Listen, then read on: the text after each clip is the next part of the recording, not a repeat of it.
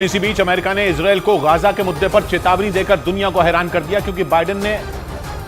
बयान दिया कि अगर इजरायल ने गाजा पर कब्जा किया तो यह उसकी बड़ी गलती होगी। जबकि हमास से जंग के पहले ही दिन से अमेरिका इजरायल के साथ खड़ा है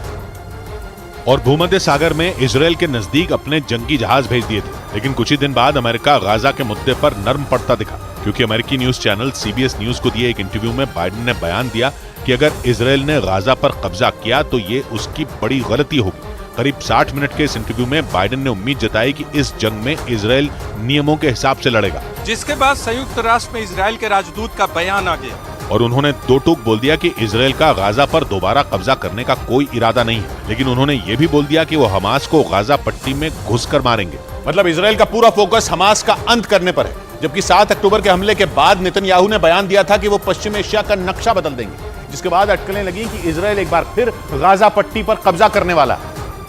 क्योंकि हमास ने इस बार उसकी दुखती रग पर हाथ रख दिया। नतीजा ये हुआ कि हमास के खात्मे के चक्कर में गाजा बर्बाद हो गया। यही नहीं, नेतन्याहू ने बयान दिया था कि वो पश्चिम एशिया का भूगोल बदल देंगे, जिसके बाद कहा गया कि इजरायल 1967 वाली स्थिति लाने के चक्कर में है, क्योंकि तब गाजा पट्टी पर इजरायल ने कब्जा कर लिया था, जिसके लिए उसने मिस्र से जंग लड़ी थी और करीब 25 साल तक गाजा पट्टी पर इजरायल का कब्जा था। लेकिन विद्रोह के बाद 1994 में तय किया गया कि गाजा पट्टी फिलिस्तीन को सौंप दी जाए और 2005 तक पूरी गाजा पट्टी से इजरायल की सेना हट गई, जिसके बाद इसे फिलिस्तीनी अथॉरिटी को दे दिया गया था। लेकिन 2007 में गाजा पट्टी पर हमास की अगुवाई वाली पार्टी ने कब्जा कर लिया, जिसके बाद इजरायल की सेना और हमास के लड़ाकों के बीच एक बार नहीं बल्कि 4 बार संघर्ष हुआ था। लेकिन इस बार हमास ने ऐसा हमला किया कि इजरायल उसे खत्म करने पर उतारू हो गया। वैसे इजरायल की सेना के पूर्व अधिकारी और 1980 में गाजा के गवर्नर रहे यित्ज़हाक सिगिव ने दावा किया था कि हमास की नींव इजरायल ने ही रखी थी,